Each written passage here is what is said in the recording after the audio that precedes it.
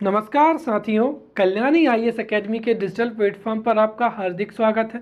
पिछले लेक्चर्स में हमने सेवा क्षेत्र का मध्य प्रदेश की अर्थव्यवस्था में योगदान को पढ़ा एवं समझा था। इस लेक्चर में हम मध्य प्रदेश में आधारभूत ढांचा एवं संसाधनों को पढ़ेंगे एवं समझेंगे। तो शुरू करते हैं मध्य प्रदेश में आधारभूत ढांचे से। देखिए, आधारभूत ढांचा क्या होता है। आधारभूत ढांचा उन सुविधाओं का, नीतियों का, क्रियाओं का या फिर योजनाओं का समूह होता है जो कि किसी भी आर्थिक गतिविधि को आर्थिक गतिविधि को आसान बना देता है एवं उस आर्थिक गतिविधि के लिए प्रेरणा देता है। तो ये जो है इंफ्रास्ट्रक्चर कोई भी योजना हो सकती है, राइट, या कोई भी सुविधा हो सकती है, राइट, नीति हो सकती है, राइट, क्रिया हो सकती है, राइट, या फिर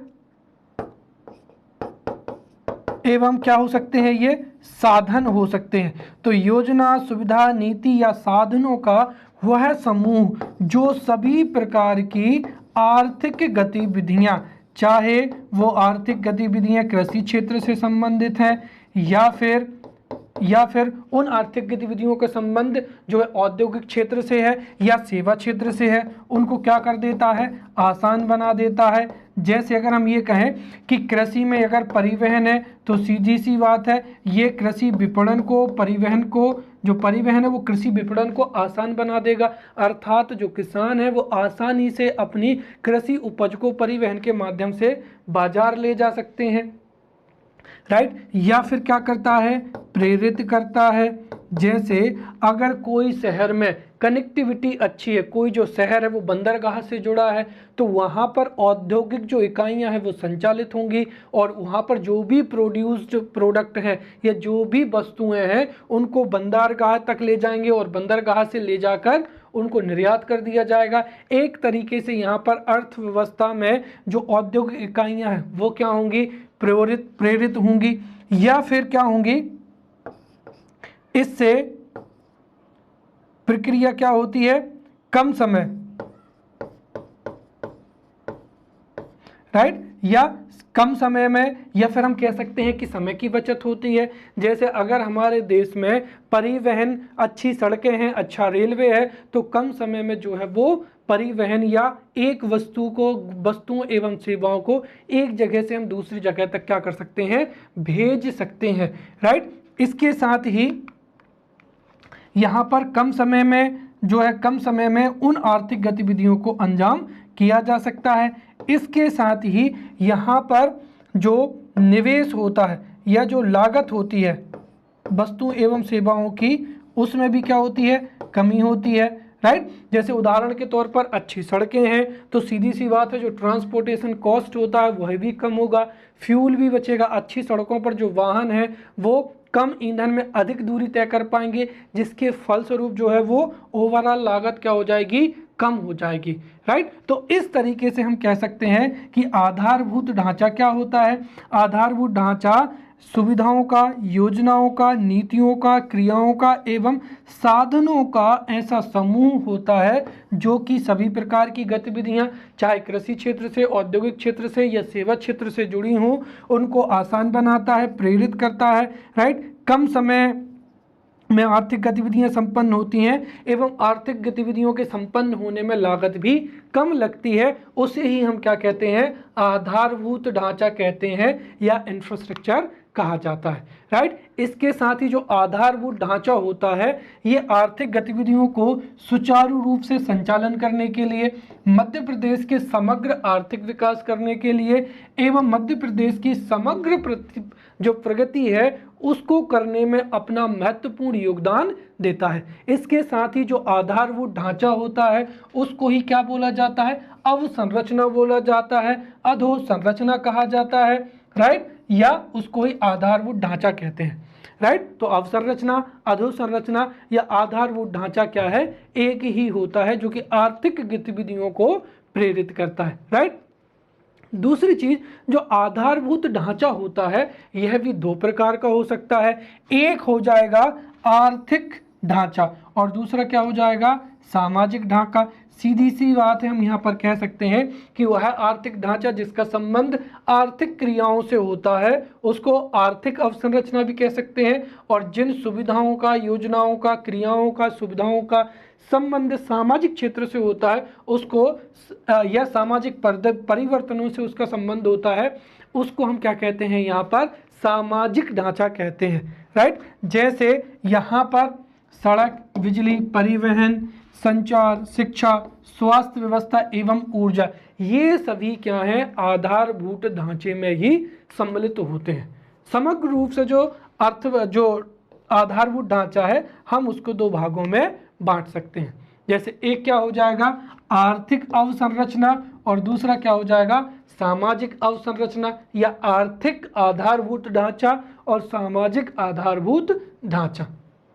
फिर जो आर्थिक आधारभूत ढांचा होता है उसमें परिवहन आता है, दूरसंचार आता है, और क्या आ जाएगा, ऊर्जा आ जाएगा। राइट। और इसमें ही हम कह सकते हैं कि ईंधन की उपलब्धता आ जाएगी। वहीं सामाजिक जो अवसंरचना है उसमें शिक्षा आ जाएगा, स्वास्थ्य आ जाएगा, आवास आ जाएगा। राइट। जैसे कौशल, राइट, कौशल प्रशिक्षण हो जाएगा। तो ये सामाजिक अवसंरचना हो जाएंगी। अब जो आधारभूत ढांचा है हम उसको बहुत ही बारीकी से अच्छे से समझते हैं। सबसे पहला क्या हो जाएगा, आर्थिक अवसंरचना या इकोनॉमिक इंफ्रास्ट्रक्चर हो जाएगा। राइट। तो वे सभी क्रियाएं, योजनाएं, सुविधाएं, नीतियां या साधन जिनका संबंध आर्थिक क्षेत्र की गतिविधियों से होता है, या जो आर्थिक गतिविधियों को बहुत ही सरल बना देते हैं, प्रेरित कर देते हैं, कम समय में संपन्न करते हैं, उनको हम आर्थिक अवसंरचना कहते हैं। राइट। इसके साथ ही ये जो है आर्थिक गतिविधियों के लिए ये क्या होती है, इसकी बुनियादी आवश्यकता होती है।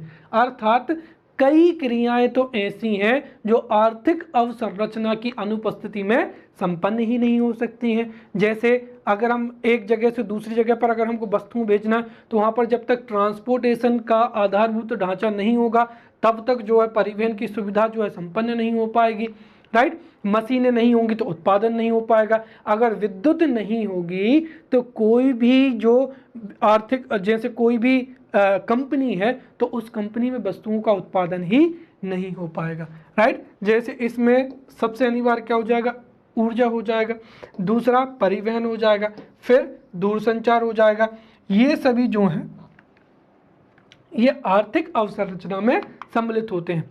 वहीं सामाजिक अवसंरचना अगर हम देखें तो जो सामाजिक अवसंरचना होती है वह आर्थिक अवसंरचना की अपेक्षा अप्रत्यक्ष रूप से बहुत ही अधिक क्या होती है, प्रभावी होती है। अगर हम देखें यहाँ पर तो जो आर्थिक अवसंरचना है और जो सामाजिक अवसंरचना है ये दोनों ही एक ही सिक्के के क्या हैं, दो पहलू हैं। अगर दोनों में से किसी भी एक चीज़ की कमी है, जैसे उदाहरण के तौर पर अगर हम कह दें कि हमारे मध्य प्रदेश में राइट अच्छी सड़कें हैं, राइट, बड़े बड़े क्या हैं, उद्योग हैं, राइट, उसके साथ में उद्योग हैं, उसके साथ में ऊर्जा संसाधनों की भी कमी नहीं है, लेकिन हमारे मध्य प्रदेश में जो है शिक्षित लोग ही नहीं है। राइट। या फिर जो जितने भी लोग हैं वो मानसिक रूप से या शारीरिक रूप से अस्वस्थ हैं। राइट। या उनमें कौशल की कमी है। तो आप ही मुझे बताइए कि शिक्षा, स्वास्थ्य या कौशल की कमी अगर होगी तो स्वाभाविक सी बात है ये सब चीज़ें होने पर भी जो है वो आर्थिक विकास नहीं होगा। अर्थात जो आर्थिक अवसंरचना है उसकी अपेक्षा ये अप्रत्यक्ष रूप से क्या होते हैं, अपनी महत्वपूर्ण भूमिका निभाते हैं। इसके साथ ही यह भी जो असामाजिक अवसंरचना है ये भी उन गतिविधियों के विस्तार में एवं विकास में सहायक होता है। राइट। इसके साथ ही यह सहयोगी की भूमिका भी निभाता है। कहीं कहीं पर अगर हम देखें तो कुछ क्षेत्रों में जो है वो सामाजिक अवसंरचना आर्थिक अवसंरचना से ज़्यादा महत्वपूर्ण होती है। जैसे सेवा क्षेत्र हो जाएगा। राइट। सेवा क्षेत्र में अगर शिक्षा नहीं होगा, स्वास्थ्य नहीं होगा, कौशल नहीं होगा तो वहाँ पर अच्छी सुविधाएं जो है सेवा क्षेत्र का विकास नहीं होगा। और वहीं अगर हम द्वितीयक क्षेत्र की बात करें या प्राथमिक क्षेत्र की बात करें तो उसमें जो आर्थिक ढांचा होता है या आर्थिक अवसंरचना होती है उसकी आवश्यकता होती है।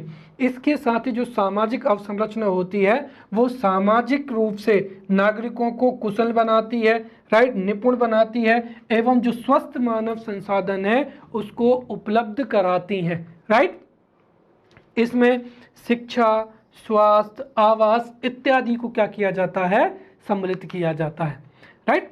अब हमारा सबसे महत्वपूर्ण जो प्रश्न है वो है अवसंरचना की भूमिका या अवसंरचना का महत्व, जिसको परीक्षा में या तो 11 नंबर में या 5 नंबर में कई प्रकार से पूछा जा सकता है। जैसे मध्य प्रदेश की अर्थव्यवस्था में अवसंरचना की क्या भूमिका है स्पष्ट कीजिए, या फिर अवसंरचना के महत्व को समझाइए, या अर्थव्यवस्था में अवसंरचना के महत्व पर प्रकाश डालिए। या फिर हो सकता है ये एक चीज और है, यहाँ पर मैं आपको बता देना चाहूँगा कि आगे जाकर मध्य प्रदेश में जितना भी आधारभूत ढांचा है उसको हम बहुत अच्छे से पढ़ेंगे। जैसे परिवहन को भी पढ़ना है, फिर हमको यहाँ पर जो है परिवहन के बाद में ऊर्जा को भी पढ़ना है, ऊर्जा के बाद में हम शिक्षा को भी पढ़ेंगे, स्वास्थ्य के भी पढ़ेंगे। सारी की सारे जो जितने भी आधारभूत ढांचा है, जो भी उसके मुख्य अवयव हैं, उन सब को हम बहुत अच्छे से पढ़ेंगे। लेकिन उसके पहले मैं आपको ये बता दूं कि ये जो पढ़ रहे हैं ये उत्तर सभी पर अप्लाई हो जाएगा।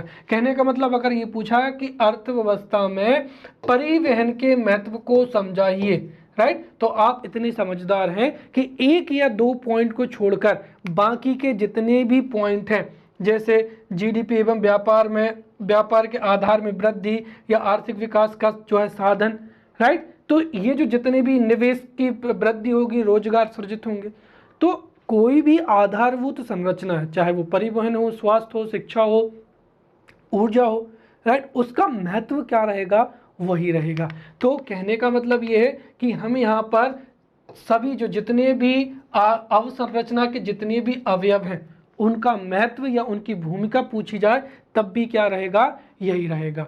तो अवसंरचना की भूमिका या अवसंरचना का महत्व या अवसंरचना या आधारभूत ढांचे के जितने भी अवयव हैं, जैसे परिवहन हो जाएगा, ऊर्जा हो जाएगा, राइट, शिक्षा, स्वास्थ्य, उनका भी जो है महत्व हम उनको भी इसी उत्तर के रूप से समझ सकते हैं, राइट। अब जैसा कि मैंने बताया है कि जो अवसंरचना होती है, अवसंरचना आर्थिक गतिविधियों को प्रेरित करती है, राइट, कम समय में संपन्न करती है, आर्थिक लागत को कम करती है, इसके साथ ही उन आर्थिक गतिविधियों के संचालन में सुगमता प्रदान करती है। इसके साथ ही जो अवसंरचना या इंफ्रास्ट्रक्चर है वो 2 प्रकार का हो सकता है, जैसे आर्थिक एवं सामाजिक, और इसमें से जो आर्थिक एवं सामाजिक है वो दोनों ही एक दूसरे के क्या होते हैं, पूरक होते हैं। कुछ क्षेत्रों में आर्थिक ढांचा अति महत्वपूर्ण भूमिका निभाता है तो कहीं पर जो है वो सामाजिक ढांचा महत्वपूर्ण भूमिका निभाता है, और जहां पर जिन क्षेत्रों में ये आर्थिक एवं सामाजिक ढांचा मजबूत होगा, राइट, तो स्वाभाविक सी बात है कि उन क्षेत्रों में चाहे प्राथमिक क्षेत्र हो, चाहे द्वितीयक क्षेत्र हो, चाहे तृतीयक क्षेत्र हो, सब में जो है प्रगति होगी और वृद्धि होगी, जिसको हम निम्न बिंदुओं से समझ सकते हैं। सबसे पहला यहाँ पर हो जाएगा राज्य में उत्पादन में वृद्धि, राइट, या एक तरीके से हम कह सकते हैं कि राज्य में जिन सेवाओं का, जिन वस्तुओं का, राइट, तो राज्य में जिन वस्तुओं एवं सेवाओं का उत्पादन हो रहा है उनके उत्पादन में समग्र रूप से क्या होगी, वृद्धि होगी, राइट। राज्य में अगर अच्छा परिवहन होगा, राइट, अच्छी मशीनें होंगी, पर्याप्त मात्रा में ऊर्जा होगी, तो स्वाभाविक सी बात है कि औद्योगिक इकाइयों में ज़्यादा मात्रा में वस्तुओं का उत्पादन होगा, परिवहन होगा तो उनको आसानी से दूसरे बाजारों में सप्लाई भी किया जा सकेगा, राइट, और अच्छा मानव संसाधन होगा तो पर्याप्त मात्रा में जितने भी प्राकृतिक संसाधन हैं उनका दोहन भी किया जा सकेगा। अर्थात अगर हम देखें तो अगर किसी क्षेत्र विशेष में प्राकृतिक संसाधन पर्याप्त मात्रा में है, मानव संसाधन पर्याप्त मात्रा में है, तो वहाँ पर चाहे प्राथमिक क्षेत्र हो, चाहे द्वितीयक क्षेत्र हो या तृतीयक क्षेत्र हो, उनमें सभी प्रकार से या समग्र रूप से उनकी प्रोडक्टिविटी में क्या होगी, वृद्धि होगी, राइट। इसके साथ ही जैसे अच्छी सड़कें होती, परिवहन व्यवस्थाएं भी अच्छी होंगी, तो ओवरऑल देखें तो उत्पादन में भी वृद्धि होगी और इसके साथ ही समग्र रूप से जो विकास है उसको भी बढ़ावा मिलेगा। राइट। दूसरा हो जाएगा यहाँ पर रोजगार में सृजन। राइट। अब जैसे कई बार यही होता है कि आप किसी शहर विशेष में रह रहे हैं, राइट, और आपने रिज्यूम, नौकरी के लिए रिज्यूम डाला, आपको नौकरी मिल भी गई, लेकिन कई बार ऐसा होता है कि जो कंपनी होती है वो बहुत दूर स्थित होती है, वहाँ पर जो है कोई व्हीकल्स नहीं होता है, राइट। तो उस स्थिति में आप नौकरी करने नहीं जा पाते। ये तो एक शहरों की स्थिति हो गई।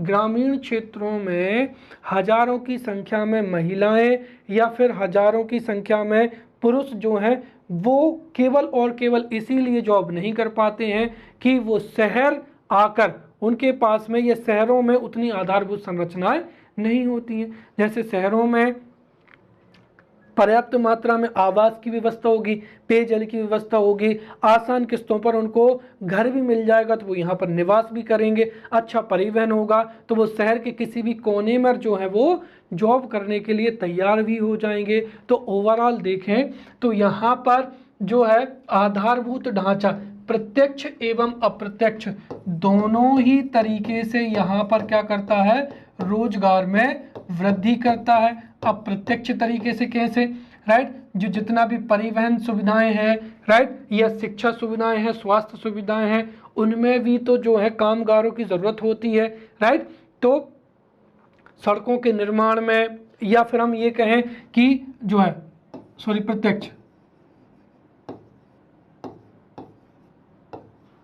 राइट, तो जैसे परिवहन सेवाएं हो जाएंगी, शिक्षा सेवाएं हो जाएंगी, उनमें प्रत्यक्ष रूप से लोगों को रोजगार मिलता है। और दूसरी चीज अप्रत्यक्ष रूप से अगर अच्छी शिक्षा सेवाएं होंगी, राइट, तो वहाँ के विद्यार्थियों का कौशल इंप्रूव होगा, स्किल बढ़ेगा, उनकी जानकारी बढ़ेगी, नॉलेज बढ़ेगी, तब भी उनको क्या होगा, रोजगार आसानी से मिल जाएगा, राइट। स्वास्थ्य सुविधाओं में अगर अच्छी स्वास्थ्य सुविधाएं होंगी तब भी रोजगार मिलने की संभावना है। कहने का मतलब ये कि जैसे दो उदाहरण लेते हैं, एक हॉस्पिटल का, एक स्कूल का, तो स्कूल में टीचर्स की, हॉस्पिटल में डॉक्टर या नर्स को प्रत्यक्ष रूप से जो है वो क्या मिलेगा, रोजगार मिलेगा। और वहीं पर अच्छी शिक्षा होगी और अच्छी स्वास्थ्य सेवाएं होंगी तो हमारे प्रदेश के कई लोगों को भी इससे रोजगार मिलने की अधिक संभावना होगी।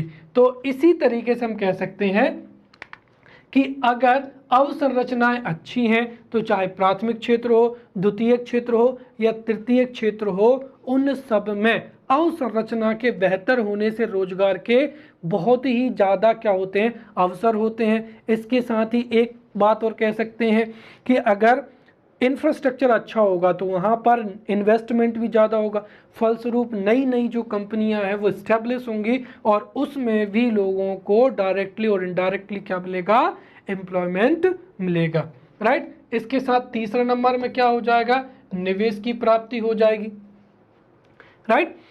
अब देखिए मैंने आपको पहले भी बताया है कि कोई भी विदेशी व्यक्ति, कोई भी फॉरेन कंपनी है या कोई भी फॉरेन नेशनल है, अगर वो हमारे देश में इन्वेस्टमेंट तभी करेगा जब हमारे देश में सड़कें, राइट, पानी, राइट, उसके बाद में बिजली की जो सुविधा है वो क्या होगी, बहुत अच्छी होगी, बेहतर कनेक्टिविटी होगी। अगर कोई भी कंपनी, जैसे मैंने कहा कि पहली चीज़ तो ये है कि कोई भी कंपनी तब भी इस्टेब्लिश होगी जब उसके सस्तों दामों पर उसको ज़मीन उपलब्ध हो, राइट। अब ज़मीन पर वो अपनी कंपनी बना लेगी तो वो जितना भी प्रोडक्शन करेगी तो उसके लिए बिजली की आवश्यकता होगी, राइट, वाटर, जल की आवश्यकता होगी, फिर उसके जो वस्तुएं हैं उनको सड़कों के माध्यम से बाजारों में पहुंचाएगा। तो जिन देशों में अवसंरचना बहुत ही अच्छी होती है, स्वाभाविक सी बात है कि ये कंपनियां उन्हीं क्षेत्रों में क्या होंगी, इस्टेब्लिश होंगी, राइट। इसीलिए जिन देशों में इंफ्रास्ट्रक्चर अच्छा होता है, जो विदेशी नागरिक होते हैं या एमएनसीज होती हैं, वो उन्हीं देशों में क्या करती हैं, इन्वेस्ट करती हैं। और सीधी सी बात है कि जितना ज़्यादा निवेश आएगा उतना ज़्यादा जो है रोजगारों का सृजन भी होगा। तो एक और निवेश में प्राप्ति से रोजगार भी बढ़ेंगे, वहीं दूसरी चीज़ ये है कि राज्य की उत्पादकता में वृद्धि होगी, तीसरी चीज़ जीडीपी में भी वृद्धि होगी, और चौथी चीज़ ये है कि वहाँ पर जो जितना भी आर्थिक विकास है वह भी बहुत तेजी से विकसित होगा। तो हम कह सकते हैं कि जो प्रत्यक्ष विदेशी निवेश है, चाहे FDI हो, FII हो, FPI हो, राइट, सब की जो है वो सब में वृद्धि होगी, अर्थात निवेश में भी क्या होगी, वृद्धि होगी अगर इंफ्रास्ट्रक्चर अच्छा है। चौथा क्या होगा, आर्थिक विकास हो जाएगा, राइट। तो किसी भी राज्य में अगर अच्छी आधारभूत संरचनाएं होंगी, जैसे सड़कें हैं, पानी है, बिजली है, जमीन है, हाउसिंग सर्विसेज है, तो स्वाभाविक सी बात है वहाँ पर जितनी भी आर्थिक गतिविधियाँ हैं, कृषि के क्षेत्र में कृषि को उगाना, उसको मार्केट तक ले जाना, औद्योगिक क्षेत्र में वस्तुओं को उत्पादित करना, उनको बाजारों तक पहुंचाना, कच्चे माल को उन तक ले जाना, एवं सेवा क्षेत्र में लोगों को सेवाएं देना जो है वो सरल हो जाएगा, आर्थिक लागत कम होगी, राइट, उत्पादन अधिक होगा, रोजगार बढ़ेंगे, जिससे समग्र रूप से क्या होगा, इकोनॉमिक ग्रोथ भी होगी और आर्थिक विकास में क्या होगा, बहुत ही तेजी से इजाफा भी होगा, राइट। इसके साथ ही अगला हो जाएगा यहाँ पर GDP एवं व्यापार के आधार में वृद्धि। सीधी सी बात है कि जैसे ही प्रोडक्टिव बढ़ेगी, राइट, हमारे देश में अच्छी अवसंरचना होगी तो उससे अधिक मात्रा में GDP, अधिक मात्रा में वस्तुओं एवं सेवाओं का उत्पादन होगा। और जैसा कि हमें पता है कि GDP क्या होती है कि किसी भी भौगोलिक सीमा के अंतर्गत निश्चित समय में उत्पादित वस्तुओं एवं सेवाओं के मौद्रिक मूल्य को ही GDP कहते हैं। और जब वस्तुओं एवं सेवाओं का उत्पादन ही अधिक होगा तो स्वाभाविक सी बात है कि उस क्षेत्र में GDP में भी क्या होगी, वृद्धि होगी, राइट। और GDP में वृद्धि होगी, इसके साथ ही GDP जो वृद्धि दर है वह भी तीव्र हो जाएगी, निर्यात में भी बढ़ोतरी होगी, रोजगार भी बढ़ेंगे, राइट। और जो GDP का आकार है वह भी तेजी से बढ़ता चला जाएगा। नेक्स्ट हो जाएगा यहाँ पर 6वां नंबर पर कार्य क्षमता का क्या हो जाएगा, विकास हो जाएगा, राइट। अब अगर किसी भी राज्य में जो सामाजिक जितनी भी सामाजिक सुविधाएं, जैसे अच्छा स्वास्थ्य है, अच्छी शिक्षा है, राइट, अच्छे प्रशिक्षण क्षेत्र हैं, राइट, अच्छे ट्रेनिंग स्कूल्स हैं, तो स्वाभाविक सी बात है वहाँ पर जो सामाजिक अवसंरचना है, राइट, वो बहुत अच्छी होगी और जिससे लोगों की जो कार्य क्षमता है या एफिशिएंसी है वह भी क्या होगी, बहुत अधिक हो जाएगी, राइट। जैसे अगर हम ये कहें कि कोई व्यक्ति जो है फाइल बना रहा है, अब वो हाथ से बनाएगा तो हो सकता है उसको 4 घंटे लग जाए, लेकिन अगर उसको टैली आता है, उसके पास में PGDCA है, या उसको कंप्यूटर पे डाटा ईमेल करना या डाटा को जो है चढ़ाना या डाटा में उसको एनालिसिस करना, इसमें कुशलता है, तो स्वाभाविक सी बात है वह व्यक्ति जो है हजारों व्यक्तियों का जो है डाटा को कुछ ही घंटों में क्या कर लेगा, मैनेज कर लेगा। इस तरीके से अवसंरचना अर्थात शिक्षा, स्वास्थ्य और प्रशिक्षण केंद्रों की अधिकता है तो उससे समग्र रूप से जो है वो कार्य क्षमता क्या होगी, बढ़ोतरी होगी और इसके साथ ही कार्य कुशलता में सकारात्मक परिवर्तन भी आएगा। इसके साथ ही वर्तमान जो रिक्वायरमेंट है या नवाचार युक्त हो जाएगा या आधुनिक जो जितनी भी मांग है उनकी पूर्ति के लिए जो मानव संसाधन है वो दक्ष हो जाएगा एवं कार्यकुशल बन जाएगा, राइट। फिर उसके बाद में अगला हो जाएगा यहाँ पर निर्यात को बढ़ावा एवं आयात में क्या होगी, कमी होगी। अब हमारे देश में इंफ्रास्ट्रक्चर अच्छा है तो जो भी वस्तुएं हम विदेशों से क्या कर रहे हैं, आयात कर रहे हैं, जैसे पाम तेल आयात कर रहे हैं, दालें आयात कर रहे हैं, तो हम उन वस्तुओं की सहायता से या आधारभूत संरचना की सहायता से उनको सब्स्टिट्यूट हमारे देश में ही ढूंढ सकते हैं। हम विदेशों से महंगी कारें, महंगो मोबाइल फ़ोन या फिर गैजेट्स, इलेक्ट्रॉनिक गैजेट्स हो जाएंगे, राइट, सोलर बैटरियाँ हो जाएंगी, वो इंपोर्ट कर रहे हैं। अगर हमारे देश में अच्छा इंफ्रास्ट्रक्चर होगा तो स्वाभाविक सी बात है जो है FDI या विदेशी निवेश भी प्राप्त होगा, हमारे देश में कंपनियां की स्थापना होंगी और जो भी हम जो विदेशों से ला रहे हैं वो क्या होगा, हम हमारे प्रदेश में या देश में ही उसका अधिक मात्रा में उत्पादन कर लेंगे, जिससे आयात में कमी आएगी।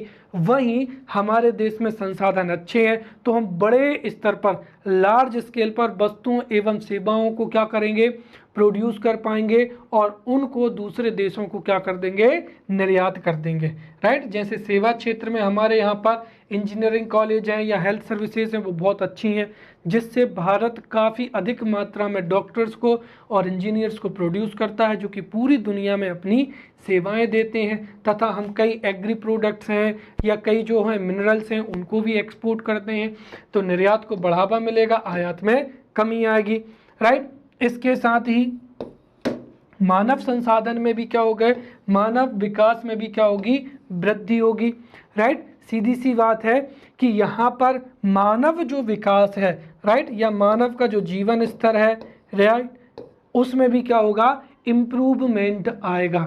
अगर अच्छी सुविधाएं होंगी, राइट, अच्छी सुविधाएं होंगी तो उससे जीडीपी बढ़ेगी और जीडीपी के साथ में क्या बढ़ेगी, प्रति व्यक्ति आय भी बढ़ेगी। प्रति व्यक्ति आय में बढ़ने से वो जो व्यक्ति है अपनी शिक्षा पर, अपने स्वास्थ्य पर, अपने मनोरंजन पर, राइट, अपने शारीरिक व्यायाम पर या हर एक अपने व्यक्तित्व विकास के लिए समग्र रूप से प्रयासरत होगा। और यही कारण है कि वो शारीरिक रूप से, मानसिक रूप से, राइट, वो एक तरीके से शारीरिक मानसिक रूप से स्वस्थ होगा। इसके साथ ही उसके जो समग्र व्यक्तित्व है उसकी गुणवत्ता में भी क्या होगा, सुधार होगा। राइट, और ऐसा माना गया है कि जिन देशों में आर्थिक गतिविधियां अधिक होती हैं, कौशल होता, ज्ञान होता, वहाँ पर आपराधिक प्रवृत्ति भी क्या होती है, कम होती है। अर्थात न केवल शैक्षणिक रूप से, स्वास्थ्य रूप से व्यक्ति जो है अधिक कौशल, अधिक जो है उन्नत होता है, बल्कि अगर हम देखें तो जो मानवीय गुण होते हैं उसमें भी उसको क्या होता है, इम्प्रूवमेंट आता है। और ओवरऑल मानवीय जो संसाधन है वह भी क्या होते हैं, वृद्धि होती है। और ध्यान रखें, जिस देश का मानव संसाधन जितना अच्छा होगा उस देश का आर्थिक विकास भी उतना ही अच्छा होगा। यूरोपियन देशों में वहाँ पर जो ह्यूमन कैपिटल है वो बहुत ही इम्पोर्टेंट है। वहाँ पर जो वैज्ञानिक होते हैं वो रिसर्च में, एनालिसिस में, R&D ज़्यादा काम करते हैं, इसलिए ज़्यादा इन्वेंशन उन देशों में होते हैं, समग्र रूप से उनकी अर्थव्यवस्था भी बढ़ती है। अगर हमारे देश में भी ह्यूमन डेवलपमेंट होगा, राइट, तो उससे भी जो आधुनिक आविष्कार हैं उनमें भी क्या होगी, बढ़ोतरी होगी। राइट, तो इस तरीके से यहाँ पर जो एक बहुत लंबी लिस्ट है, अवसंरचना का जो है महत्व को हम कई बिंदुओं में और कई दृष्टिकोण से भी समझा सकते हैं। राइट, और इसके साथ ही मैंने बताया है कि जो जितने भी अवयव हैं अगर उनसे प्रश्न पूछा जाता है तो हम, जैसे परिवहन का है, स्वास्थ्य सेवाओं का, शिक्षा का है, तब भी हम इन बिंदुओं को जो है बिंदुवार थोड़ा बहुत परिवर्तन करके बहुत अच्छा उत्तर लिख सकते हैं। राइट, अब हम समझते हैं यहाँ पर अगला जो है बिंदु कि अवसंरचना की चुनौतियाँ क्या क्या हैं, चैलेंजेस ऑफ इंफ्रास्ट्रक्चर। तो सबसे पहला तो यहाँ पर हो जाएगा भ्रष्टाचार एवं क्या हो जाएगा, लाल फीताशाही। देखिए, अगर हम देखें तो हमारे देश में विस्तृत रूप से जो अवसंरचना है या अधोसंरचना है उसके विकास पर गवर्नमेंट जो है वो सामूहिक रूप से उत्तरदायी होती है और सरकार ही उस पर क्या करती है, नीतियां बनाती है, उनको एग्जीक्यूट करती है। लेकिन लाल फीताशाही की वजह से, राइट, या भ्रष्टाचार की वजह से जो अवसंरचना है इसकी गुणवत्ता में क्या होती है, कमी आती है। राइट, चाहे सड़कें बनवाने की बात हो, चाहे सरकारी स्कूल की बात हो, सरकारी हॉस्पिटल्स की बात हो, राइट, या फिर जो ऊर्जा वितरण कंपनी है उनकी बात हो, उनमें जो भ्रष्टाचार व्याप्त है उसकी वजह से हमारे देश की जो है इकोनॉमी जो है वो क्या है कि उतनी अच्छे से तेजी से नहीं बढ़ पा रही है। राइट, तो भ्रष्टाचार और लाल फीताशाही हो जाएगा।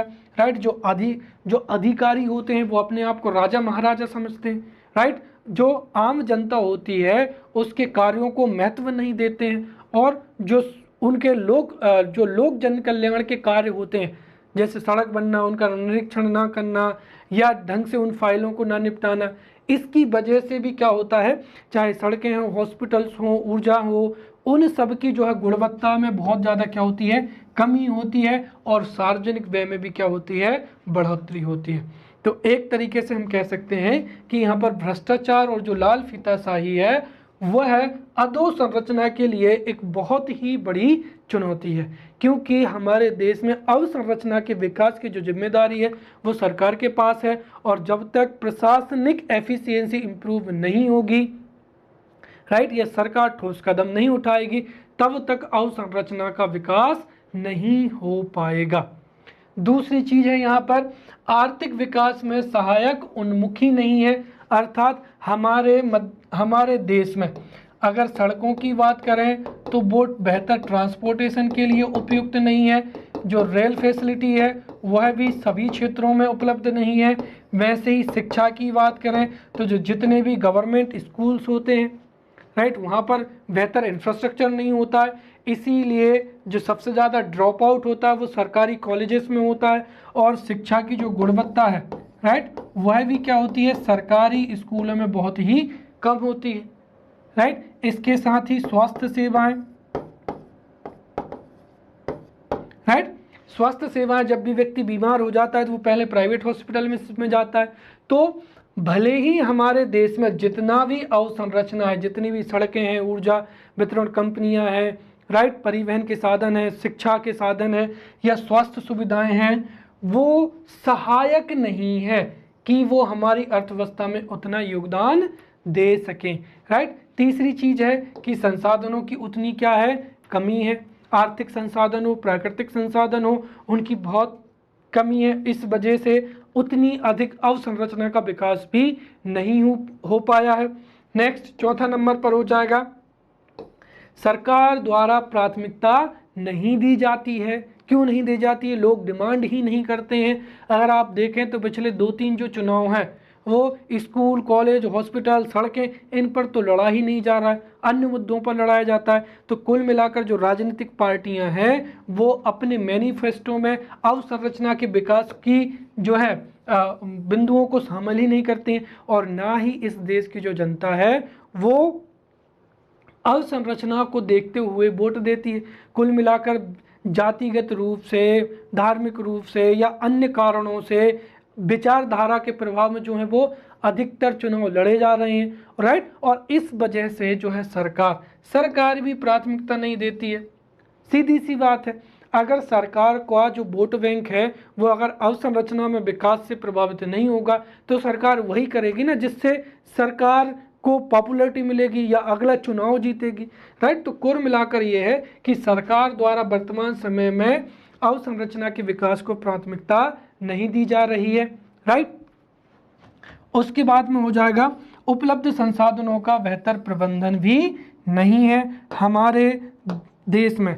नो डाउट, चाहे वो गवर्नमेंट स्कूल हो, कॉलेजेस हो, राइट, हॉस्पिटल्स हो, वो हर जिले में है और पर्याप्त मात्रा में है, लेकिन समस्या क्या है, उनका बेहतर प्रबंधन नहीं है, राइट। सरकारी जो सड़कें हैं उनमें गड्ढे ज़्यादा हैं, स्कूल्स में जो स्कूल्स हैं उनमें टीचर्स नहीं है, हॉस्पिटल्स में डॉक्टर्स नहीं है। कुल मिलाकर क्या है, प्रबंधन नहीं है। दूसरी चीज़, जो जितने भी गवर्नमेंट ऑफिशियल्स होते हैं वह भी टाइम पर काम को इम्प्लीमेंट नहीं करते हैं और ना ही फाइल को जो है किसी भी पॉलिसी को एग्जीक्यूट करते हैं।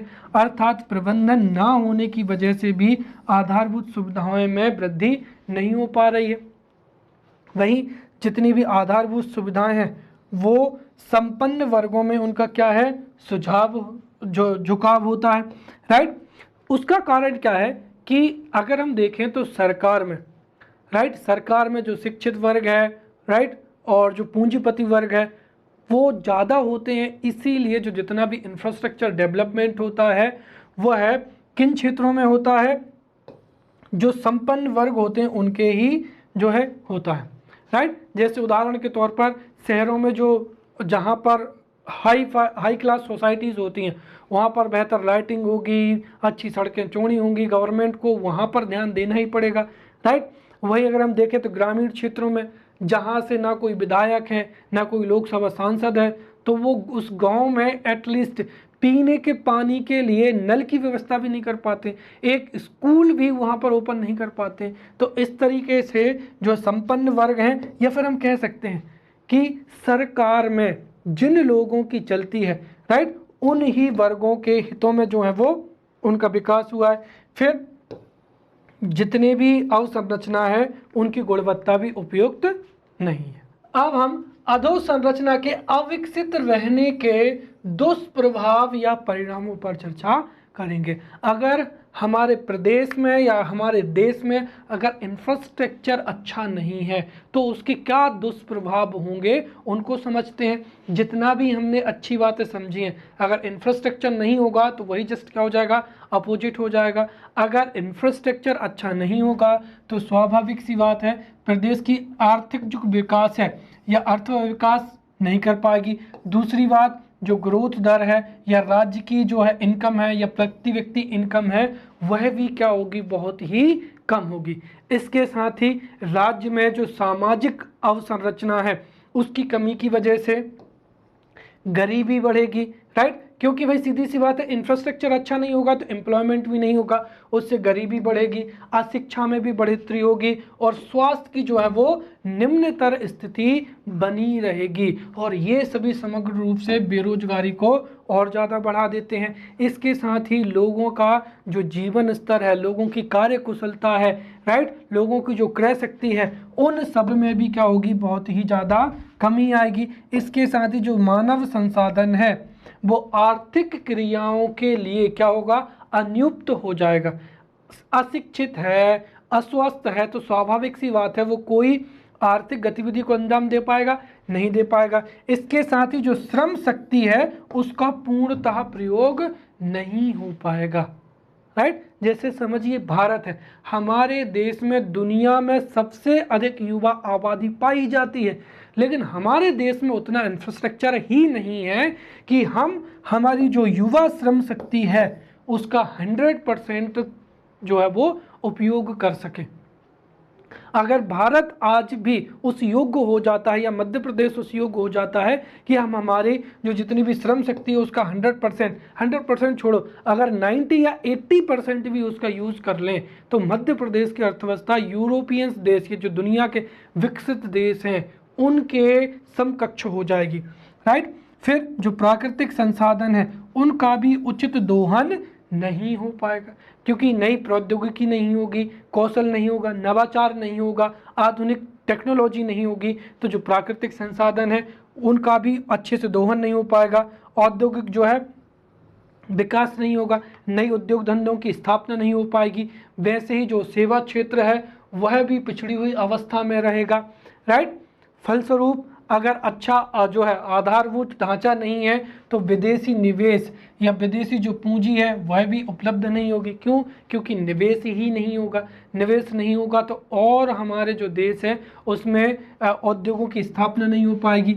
इसके साथ ही जो गरीब है या पिछड़ी जनसंख्या है उसका कल्याण करने के लिए सरकार को कई जो है परेशानियों का सामना करना पड़ेगा। इसके साथ ही ये जो गरीब एवं पिछड़ी जनसंख्या है ये भी सरकार के लिए चुनौती बन जाएगी, राइट। इसके साथ ही हर समय जब चुनाव होगा तो वहाँ पर जो है अवसंरचना के विकास के लिए हमेशा राजनीतिक पार्टी के बीच में और जो लोग हैं वहाँ पर उनके बीच में हमेशा तनातनी रहेगी। इस वजह से जो है राजनीतिक एवं अस्थिरता, आर्थिक अस्थिरता क्या होगी, वृद्धि होगी, राइट। नौकरियां नहीं होगी तो उससे आर्थिक स्थिरता नहीं आएगी, राइट। बाजार का संचालन अच्छे से नहीं हो पाएगा और वैसे ही जो चुनाव है जब स्वस्थ सेवाएं या अशिक्षित हैं, ज्ञान का अभाव होगा तो वह भी संपन्न नहीं होगा। फलस्वरूप जो है वो सामाजिक जो है समस्याएं उनकी क्या होगी, वृद्धि होगी, या हम ये कहें कि वहाँ पर जो आपराधिक प्रवृत्तियाँ हैं वह भी क्या होंगी, अधिक होंगी। यही कारण है कि जो गरीब देश हैं जहाँ पर आर्थिक विकास नहीं हो पाया है उन देशों के में जो है आपराधिक प्रवृत्तियाँ ज़्यादा होती हैं, लूटपाट, राइट, सामान्य बात होती है। और जो विकसित देश होते हैं जिनमें अवसंरचना बहुत अच्छी होती है उनका आर्थिक विकास भी बहुत अच्छा होता है और वहाँ पर जो व्यक्तित्व है उसका भी विकास होता है, राइट। तो ये हमने यहाँ पर मध्य प्रदेश में जो है आधारभूत ढांचे का योगदान को हमने पढ़ लिया है, राइट। अब हम समझते हैं कि मध्य प्रदेश में आधारभूत ढांचे की स्थिति क्या है, राइट। तो हम क्रम से मध्य प्रदेश में जो आर्थिक ढांचा है उससे संबंधित महत्वपूर्ण तथ्यों को पढ़ेंगे ताकि एग्जाम में लिखने में क्या हो सके, आसानी हो जाए, राइट। और हम यहाँ पर सबसे पहले पढ़ते हैं परिवहन के बारे में, और परिवहन का टॉपिक हमने कृषि में भी पढ़ा है, सेवा क्षेत्र में भी पढ़ा है, आज फिर पढ़ रहे हैं, तो इसको तो आप बहुत बार पढ़ चुके हैं। तो परिवहन की स्थिति हम देखते हैं। तो देखिए, परिवहन जो है, परिवहन भी आधारभूत ढांचा का एक बहुत ही महत्वपूर्ण अवयव होता है। और परिवहन को देखें तो परिवहन को हम 3 क्षेत्रों में, एक सड़क परिवहन हो जाएगा, दूसरा क्या हो जाएगा, रेल परिवहन हो जाएगा, तीसरा क्या हो जाएगा, वायु परिवहन हो जाएगा, इसमें डिवाइड कर सकते हैं। ये मध्य प्रदेश की स्थिति है। सामान्य स्थिति में जो परिवहन होता है उसको क्या कह सकते हैं हम, थल परिवहन, दूसरा क्या हो जाएगा, जल परिवहन, और दूसरा क्या हो जाएगा, वायु परिवहन हो जाएगा। वायु परिवहन, अब जल परिवहन जो है मध्य प्रदेश में उतनी बड़ी नदियां नहीं है कि जिनमें जल परिवहन किया जा सके, इसलिए जल जो परिवहन है वो मध्य प्रदेश में है नहीं। वायु परिवहन है, और थल परिवहन में जो है वो एक क्या हो जाएगी, रेल, और दूसरे क्या हो जाएंगी, सड़क। वहाँ पर जो रेल होती है, रेल लंबी दूरी तक व्यक्तियों को एवं वस्तुओं को पहुँचाने में बहुत ही मददगार होती है। और जो सड़क परिवहन होता है, राइट, वह है छोटी दूरी के लिए बहुत ही क्या होता है, उपयुक्त होता है। तो हम समझते हैं कि हमारे मध्य प्रदेश में परिवहन की क्या स्थिति है, राइट। सबसे पहले हम देखते हैं किसकी, सड़क परिवहन की स्थिति हो जाएगी, राइट। तो मध्य प्रदेश का जो आर्थिक सर्वेक्षण है, राइट, मध्य प्रदेश के आर्थिक सर्वेक्षण के अनुसार मध्य प्रदेश में कुल सड़कों की लंबाई कितनी हो चुकी है, 70,961 हो चुकी है। और ये जो है, ये आंकड़े, ये मध्य प्रदेश क्या है, इकोनॉमिक सर्वे या आर्थिक जो सर्वेक्षण है, राइट, आर्थिक सर्वेक्षण 2020-21 से ये डाटा लिया हुआ है। तो मध्य प्रदेश आर्थिक सर्वेक्षण के अनुसार मध्य प्रदेश में सड़क परिवहन की कुल लंबाई कितनी है, 70,961 क्या हो जाएगा, किलोमीटर हो जाएगा। जिसमें से राष्ट्रीय राजमार्ग जो कि 2 राज्यों को जोड़ने का कार्य करते हैं, उनकी जो लंबाई है वो हो चुकी है 8,853 किलोमीटर हो जाएगी, राइट। वहीं प्रांतीय राजमार्ग हो जाएंगे, राइट, जो कि क्या करते हैं, राज्य में राजधानी को विभिन्न जो है जिलों से जोड़ते हैं, उनकी लंबाई कितनी हो गई है, 11,389 किलोमीटर हो चुकी है। और वहीं मुख्य जो जिला मार्ग हैं, एक जिले को दूसरे जिले से कनेक्ट करते हैं, उनकी लंबाई 22,091 किलोमीटर हो चुकी है। और वहीं जो ग्रामीण स्तर पर 2 गांवों को जोड़ने की जो गांव हैं, उनकी संख्या कितनी हो चुकी है, 28,623 किलोमीटर हो चुकी है। तो ये यहाँ पर क्या हो जाएगा, सड़कों की लंबाई हो जाएगी आर्थिक सर्वेक्षण 2020-21 के साथ में, राइट। इसके साथ ही आप कुछ महत्वपूर्ण सड़कों के नाम भी याद रख सकते हैं। NH3 हो जाएगा, NH जो है 44 हो जाएगा, NH 46 हो जाएगा। कौन सा जो है सड़क कहाँ से कहाँ पर जा रहा है, इतना, ताकि अगर एग्जाम में क्वेश्चन आ जाए तो आप उसको कोट कर लें। बाकी ये आंकड़े अगर हम प्रस्तुत करेंगे तो बहुत ही क्या होगी, सहूलियत होगी, राइट। दूसरा नंबर पर हो जाएगा यहाँ पर रेल परिवहन हो जाएगा। अब जैसा कि मैंने बताया है कि जो रेल परिवहन होता है वो लंबी दूरी, राइट। अब अगर हम देखें यहाँ पर तो रेल जो परिवहन होता है वो लंबी दूरी के लिए बहुत ही क्या होता है, उपयुक्त होता है। चाहे व्यक्तियों का आवागमन हो या वस्तुओं का आवागमन हो, अगर बहुत दूर 900 या 1000 किलोमीटर तक ले जाना है तो हम वहाँ पर बल्क में या थोक में सामान को एक जगह से दूसरी जगह तक क्या कर सकते हैं, ट्रांसपोर्ट कर सकते हैं। मध्य प्रदेश में जो रेल परिवहन है उसकी शुरुआत 1867 से हुई थी। और वर्तमान समय में जो हमारे भारत में जितने भी रेलवे जोन है उसमें से एक जोन हमारे मध्य प्रदेश में भी है, जिसका नाम क्या हो जाएगा, यहाँ पर पश्चिम मध्य रेलवे जोन हो जाएगा। और मध्य प्रदेश में जो रेलवे मार्ग की लंबाई है वो 6100 किलोमीटर हो चुकी है, राइट। फिर तीसरा हो जाएगा यहाँ पर वायु परिवहन हो जाएगा, राइट। जो वायु परिवहन होता है वह है हमारे राज्य को विदेशों से या दूसरे राज्यों से जोड़ने में बहुत ही महत्वपूर्ण भूमिका निभाता है। एवं अगर हम देखें तो परिवहन में जो सबसे तेज परिवहन होता है, अर्थात हम बहुत ही कम समय में बहुत ही दूरी जो है तय कर सकते हैं, वो वायु परिवहन से तय की जा सकती है। और जो वायु परिवहन है वो राज्य में पर्यटन है, शिक्षा है, आर्थिक विकास में महत्वपूर्ण भूमिका निभाता है। अगर हम मध्य प्रदेश की बात करें तो मध्य प्रदेश में 5 प्रमुख क्या हैं, हवाई अड्डे हैं, जो कि मध्य प्रदेश को हमारे देश के अलग अलग राज्यों से एवं अंतर्राष्ट्रीय स्तर पर कई देशों से जोड़ता है, राइट। जिसमें जो 5 हवाई अड्डे हैं उनमें भोपाल, इंदौर, ग्वालियर, जबलपुर एवं खजुराहो में भी क्या है, ये 5 जगह पर जो है वो हवाई अड्डे हैं या एयरपोर्ट्स, राइट। इनमें से भी जो 3 एयरपोर्ट्स हैं उनको अंतर्राष्ट्रीय दर्जा जो है वो मिल चुके हैं, राइट। और ये 3 हवाई अड्डे कौन से हो जाएंगे, एक तो हो जाएगा इंदौर हो जाएगा, दूसरा खजुराहो हो जाएगा और तीसरा क्या हो जाएगा, भोपाल हो जाएगा।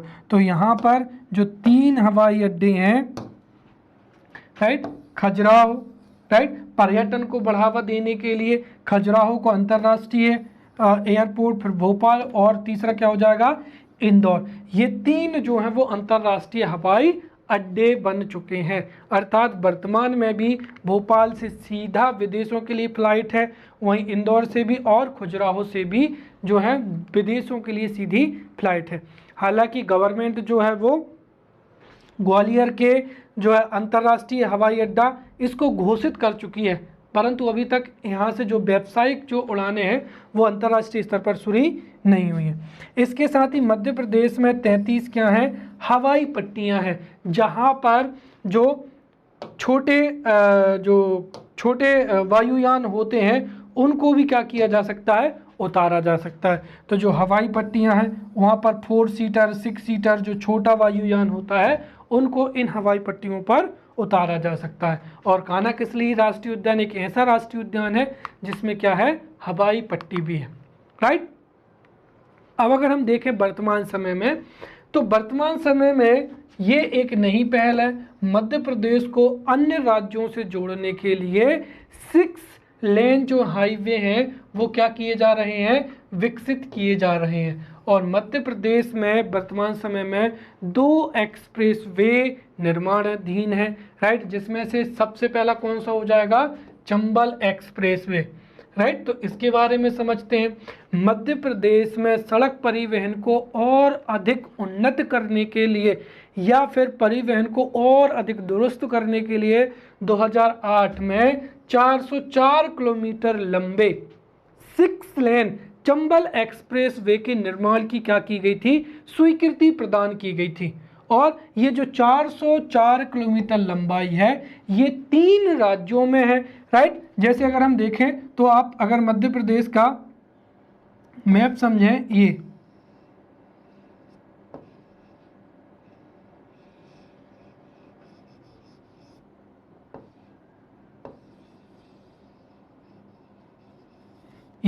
तो यहाँ पर ये इस तरीके से यहाँ पर जाता है। यहाँ पर आपको पता है क्या है, राजस्थान है, इस तरफ क्या है, उत्तर प्रदेश है, और इस तरीके से ये मध्य प्रदेश के जो है 3 जिलों से होकर जाएगा।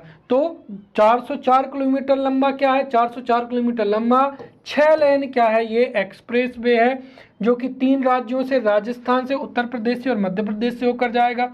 जिसमें मध्य प्रदेश की इसकी जो लंबाई है वो कितनी हो जाएगी, यहाँ पर सबसे ज़्यादा है 309 किलोमीटर हो जाएगी। वहीं राजस्थान में कितना है, केवल 78 किलोमीटर है, और उत्तर प्रदेश में कितना है, केवल 17 किलोमीटर है, राइट। और यह जो है राष्ट्रीय राजमार्ग जो है 92 के माध्यम से क्या है, उत्तर प्रदेश से जुड़ जाएगा, राइट। इसके साथ ही मध्य प्रदेश के 3 जिले भिंड, मुरैना एवं श्योपुर जिले से गुजरेगा, जिससे क्या होगा कि इन तीनों जो जिले हैं इनकी कनेक्टिविटी क्या होगी, बहुत आसानी से होगी। इसके साथ ही राजस्थान से अगर कोई भी गुड्स को उत्तर प्रदेश भेजना है या मध्य प्रदेश से भेजना है तो ये तीनों के 3 जो राज्य हैं ये बहुत अच्छे से क्या हो जाएंगे, कनेक्ट हो जाएंगे, जिससे ओवरऑल ग्रोथ होगी। इसके साथ ही ये जो चंबल एक्सप्रेस वे है इसका नाम बदल कर दिया गया अटल बिहारी वाजपेयी चंबल क्या हो जाएगा,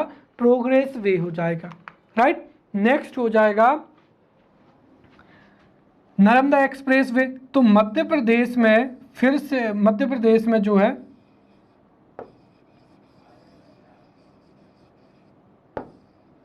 एक मिनट डायग्राम बना लेते हैं।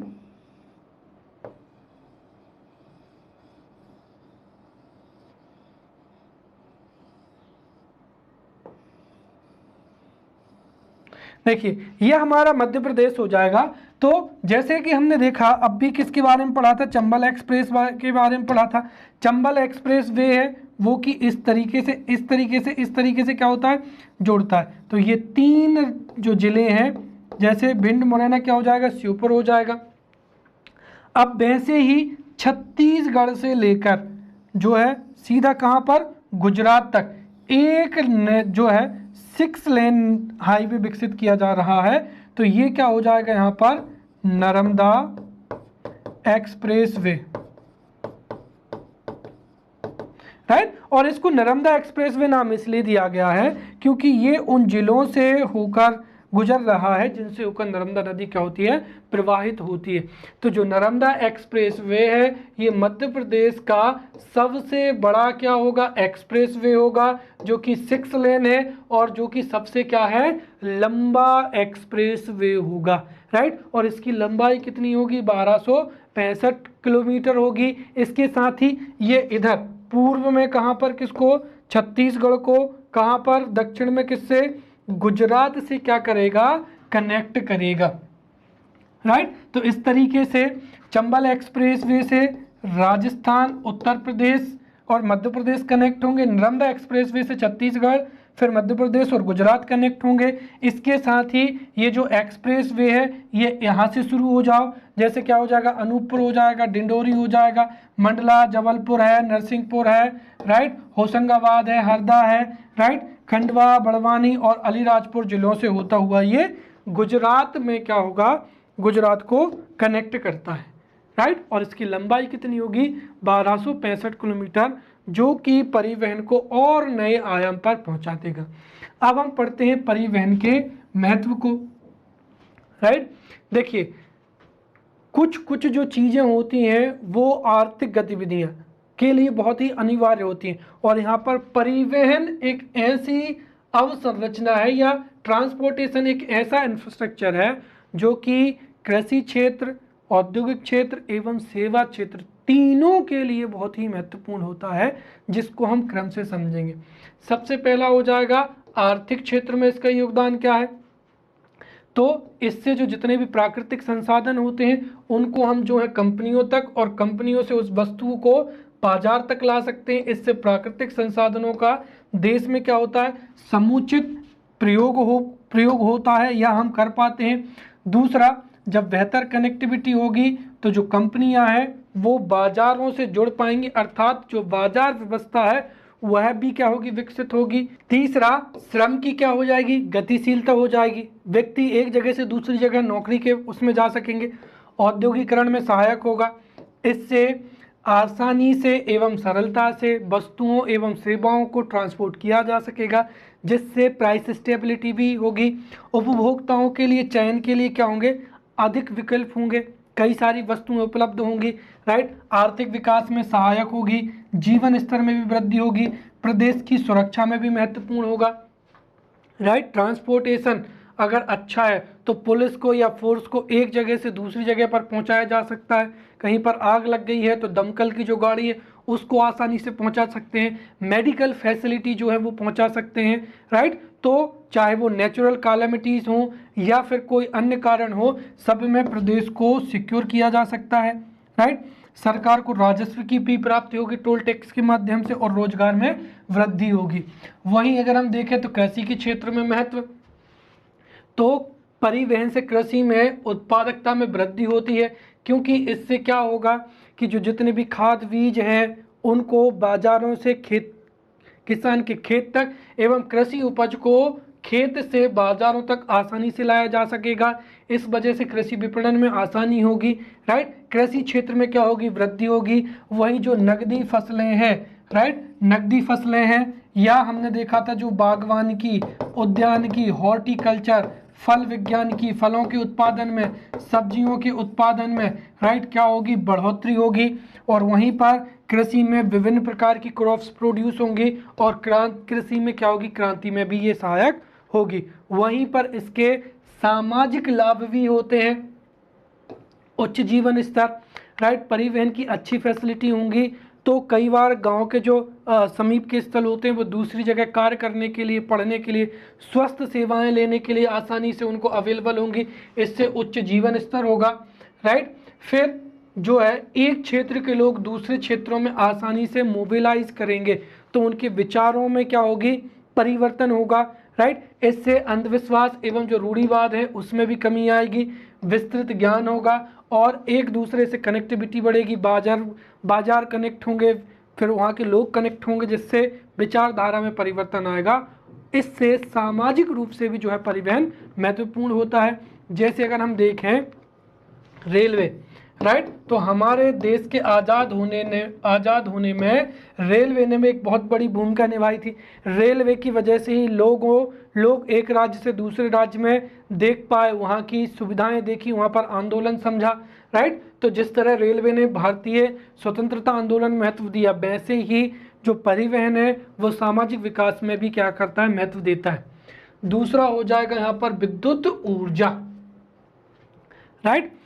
अब अगर हम देखें तो विद्युत ऊर्जा जो है, एक ही विद्युत ऊर्जा औद्योगिक विकास के लिए बहुत ही महत्वपूर्ण होता है, क्योंकि वर्तमान समय में जितनी भी वस्तुओं का उत्पादन किया जा रहा है, राइट, चाहे वो वस्तुएं हों या क्या हो जाएं, सेवाएं, इनके उत्पादन में जो है विद्युत का बहुत बड़ा योगदान होता है, राइट। बिजली की उपलब्धता नहीं होगी तो जो उद्योगों में मशीनें हैं वो ठप पड़ जाएंगी, और वहीं जिनका कंप्यूटर है या कोई मशीन है, कोई इक्विपमेंट है, बिजली नहीं होगी तो वो भी उससे काम नहीं कर पाएंगे।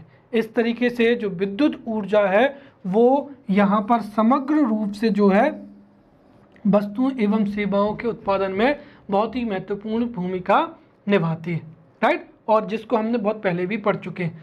अब मध्य प्रदेश में विद्युत ऊर्जा की बात करें तो मध्य प्रदेश में सबसे पहले 1905 में, राइट, 240 किलोवाट, राइट, किलोवाट है ये, राइट, तो 240 किलोवाट की विद्युत ऊर्जा उत्पन्न की गई थी, किससे, स्टीम टरबाइन से। तो 1905 में 240 किलोवाट विद्युत ऊर्जा उत्पादित की गई थी स्टीम टरबाइन से। इसके साथ ही फिर मध्य प्रदेश में विद्युत का उत्पादन बढ़ता गया। 1945 में विद्युत विभाग की स्थापना की गई थी ताकि विद्युत उत्पादन में, प्रबंधन में, वितरण में सहूलियत हो सके।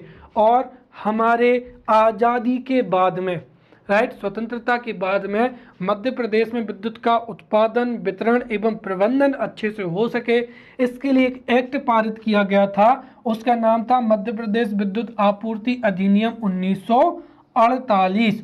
और इसी एक्ट के माध्यम से ही मध्य प्रदेश जो है विद्युत मंडल का गठन किया गया था, जो कि देश का पहला विद्युत मंडल था। तो मध्य प्रदेश विद्युत मंडल का गठन 1 दिसंबर 1950 को हुआ था।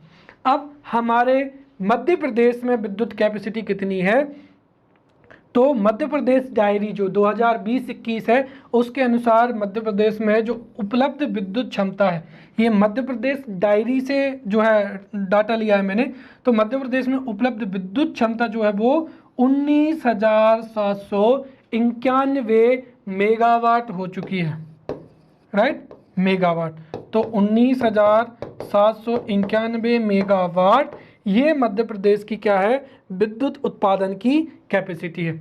इसके साथ ही आपको पता है कि मध्य प्रदेश में लगभग 54,000 के समथिंग गांव हैं, जिनमें से 51,617 जो गांव हैं वो इलेक्ट्रीफाइड हो चुके हैं, अर्थात वहाँ उन गाँव में विद्युत कनेक्शन भी है। इसके साथ ही अगर हम देखें कि हमारे प्रदेश है उसमें जो विद्युतीकृत पंप सेट कितने हैं, राइट, जिनका कनेक्शन है उनकी संख्या कितनी है 2799, राइट। तो 2799,000 इतने जो हैं वो क्या है विद्युत पंप सेट जो है वो मध्य प्रदेश में अवेलेबल है, राइट। इसके साथ ही मध्य प्रदेश में विद्युत का उत्पादन है, विद्युत का वितरण है, राइट, प्रबंधन है, उसके लिए अलग अलग कंपनियां कार्यरत हैं जिसको हम इस चार्ट से समझ सकते हैं। सबसे पहला हो जाएगा Madhya Pradesh power generating company limited, right. तो Madhya Pradesh power generating limited company जो है वो जबलपुर में है और इसका कार्य क्या है कि मध्य प्रदेश में विद्युत का उत्पादन करना, क्या करना, उत्पादन करना। फिर दूसरी हो जाएगी मध्य Pradesh power management company, right. तो जो मध्य प्रदेश पावर मैनेजमेंट कंपनी है वह भी कहाँ है, जबलपुर में है और इसका कार्य क्या है कि मध्य प्रदेश में जो पावर है उसको क्या करना, ट्रेडिंग करना, राइट। कोई कंपनी है, कोई व्यक्ति है तो उनको सस्ती दरों पर बिजली उपलब्ध कराना, राइट, या उनको मुहैया कराना, कुल मिलाकर जो है विद्युत का व्यापार करना। तो ट्रेडिंग का जो कार्य है या प्रबंधन है वो एमपी पावर मैनेजमेंट कंपनी के द्वारा किया जाता है। फिर तीसरा हो जाएगा Madhya Pradesh power transmission company limited, यह भी कहाँ है, जबलपुर में है और इसका कार्य क्या है कि मध्य प्रदेश में इंफ्रास्ट्रक्चर तैयार करना, उसकी देखरेख करना, मैनेज करना, ताकि विद्युत को क्या किया जाए, ट्रांसमिट किया जा सके, अर्थात जबलपुर से उसको मध्य प्रदेश के जो विभिन्न डिस्ट्रिक्ट हैं उनमें उस विद्युत को पहुंचा देना। इसके साथ ही मध्य प्रदेश पूर्व विद्युत जो है वितरण कंपनी हो जाएगी। तो सीधी सी बात है, पूर्व क्षेत्र लिखा और क्या लिखा, वितरण कंपनी है, अर्थात ये जो पूर्व क्षेत्र वितरण कंपनी है ये जबलपुर में है और ये मध्य प्रदेश के जो पूर्वी जिले हैं, राइट, जबलपुर, रीवा, शहडोल, राइट, इन संभागों में, राइट, शहडोल संभाग में 3 जिले, शहडोल हो जाएगा, अनूपपुर हो जाएगा, उमरिया हो जाएगा, फिर रीवा में पूरा का पूरा रीवा हो जाएगा, सतना, सीधी, सिंगरौली एवं सागर जो संभाग है। तो इनमें जो है विद्युत का वितरण करने का काम मध्य प्रदेश पूर्व क्षेत्र विद्युत वितरण कंपनी है। इसी तरीके से मध्य क्षेत्र जो वितरण विद्युत कंपनी है इसका हेडक्वार्टर कहाँ है, भोपाल में। तो मध्य प्रदेश विद्युत वितरण कंपनी, मध्य क्षेत्र विद्युत वितरण कंपनी भोपाल में है और ये भोपाल संभाग, ग्वालियर संभाग, होशंगाबाद संभाग, राइट, और उसके साथ चंबल संभाग, इन जिलों में, इन संभागों में विद्युत का वितरण करती है। तीसरा हो जाएगा पश्चिम क्षेत्र जो है मध्य प्रदेश पश्चिम क्षेत्र विद्युत वितरण कंपनी, जो कि इंदौर, पश्चिमी जो जितने भी संभाग हैं इंदौर, उज्जैन संभाग में विद्युत वितरण का कार्य करती है, राइट।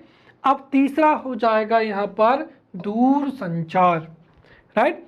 दूर संचार संरचना का एक ऐसा अवयव होता है जो कि सूचनाओं का, ज्ञान का, लोगों की विचारधाराओं का एक क्षेत्र से दूसरी जगह पर दूसरे क्षेत्रों में क्या करता है, प्रवाह करता है, उनमें फैलाता है। इससे भी जो है कई बार आर्थिक गतिविधियां क्या होती हैं, प्रेरित होती हैं या आर्थिक गतिविधियों को नया आयाम मिलता है, आर्थिक गतिविधियां तेज होती हैं। तो मध्य प्रदेश में जो दूर संचार की व्यवस्था है वो हम समझेंगे। सबसे पहले हम देखते हैं कि कम्युनिकेशन के साधन क्या है, राइट। तो मध्य प्रदेश में पहले कम्युनिकेशन के जो साधन होते थे वो फैक्स हुआ करती थी या टेलीफोन होते थे और मध्य प्रदेश में जो है संचार व्यवस्था सबसे पहले 1856 में शुरू हुई थी और 1856 में भोपाल से जबलपुर के बीच में टेलीफोन जो थी व्यवस्था प्रारंभ की गई थी। और वर्तमान समय में तो आपको पता है कि सरकारी कार्यालयों में टेलीफोन होते हैं, बाकी जो जितने भी व्यक्ति हैं उनके पास में क्या है, मोबाइल हैं। और मोबाइल में भी पहले बहुत सी कंपनियां जो हैं कम्युनिकेशन सर्विसेज प्रोवाइड करती थी, परंतु वर्तमान समय में जियो के आने के बाद में, राइट, भारत संचार निगम लिमिटेड BSNL के अलावा जियो सबसे ज़्यादा, फिर वोडाफोन आइडिया एवं भारतीय एयरटेल, ये तीनों जो कंपनियां हैं ये मध्य प्रदेश में संचार की व्यवस्था जो है वो उपलब्ध करा रही हैं, राइट। दूसरा हो जाएगा रेडियो हो जाएगा, राइट। तो रेडियो से भी खेल सूचनाएं या फिर एक विशेष क्षेत्र की जानकारी को मध्य प्रदेश में या पूरे देश में प्रेषित किया जा सकता है, राइट। इसके साथ ही जो रेडियो है वो देश दुनिया की खबरों के साथ साथ मनोरंजन का भी एक महत्वपूर्ण साधन होता है।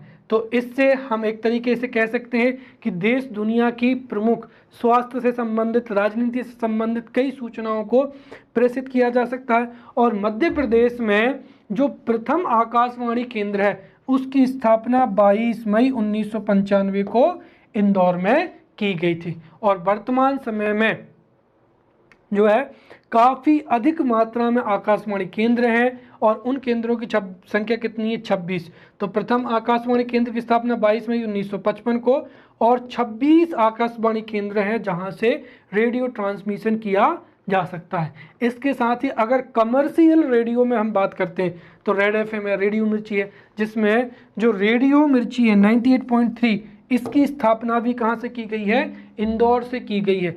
इसके साथ ही सर्वाधिक क्षमता वाला, अर्थात जहां से सबसे अधिक समय के लिए जो है कोई भी प्रोग्राम को टेलीकास्ट किया जा सकता है, तो सर्वाधिक क्षमता जो है वो क्षमता वाला कौन सा केंद्र हो जाएगा, यहाँ पर इंदौर हो जाएगा, राइट। वहीं अगर हम बात करते हैं दूरदर्शन की, राइट, तो जो दूरदर्शन है, दूरदर्शन के प्रसारण जो है वो 1975 में कहाँ से, रायपुर से शुरू हुआ था।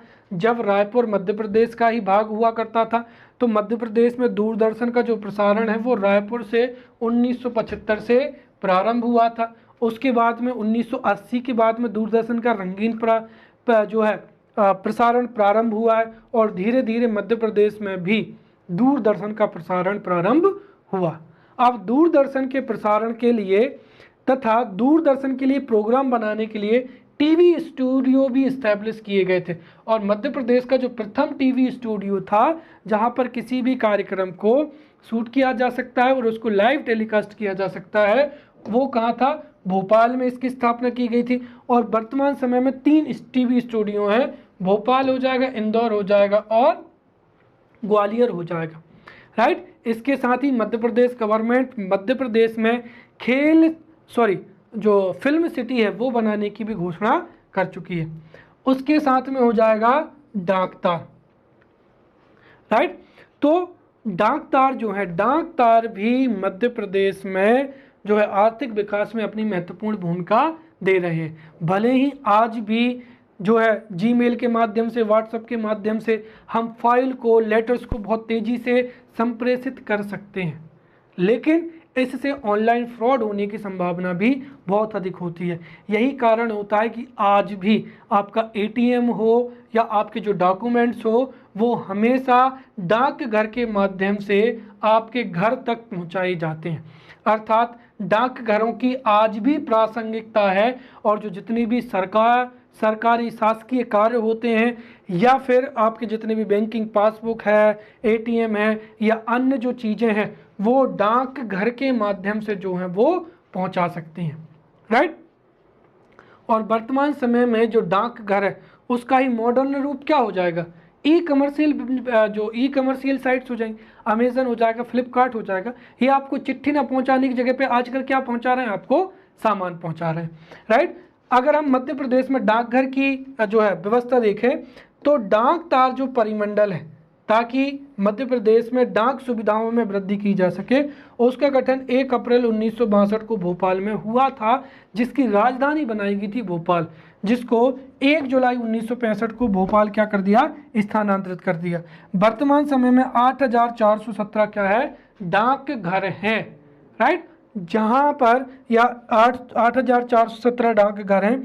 इसके साथ ही 40,923 जो है वो पत्र पेटियां हैं, राइट। और वर्तमान समय में चूंकि डाकघर की जो प्रासंगिकता है वो उतनी अधिक नहीं है, इसीलिए डाकघर जो है वो बचत या बैंकिंग का कार्य भी कर रहे हैं, राइट। जो पोस्टल बैंक होते हैं वो आपकी सेविंग्स को क्या करते हैं, सेविंग्स को भी स्वीकार करते हैं। तो समय के साथ में मनी ऑर्डर हो जाएगा, या वर्तमान समय में जो पोस्टल बैंकिंग है या डाक बैंकिंग है, राइट, उसके माध्यम से आप आपके गांव में ही जो है वो अकाउंट खुलवा सकते हैं, डाक के माध्यम से पैसा जमा कर सकते हैं, निकाल सकते हैं, राइट। तो ये जो सुविधाएं हैं ये मध्य प्रदेश में सुचारू रूप से जा रही हैं। फिर क्या हो जाएगा, पत्रकारिता हो जाएगा या जर्नलिज्म हो जाएगा।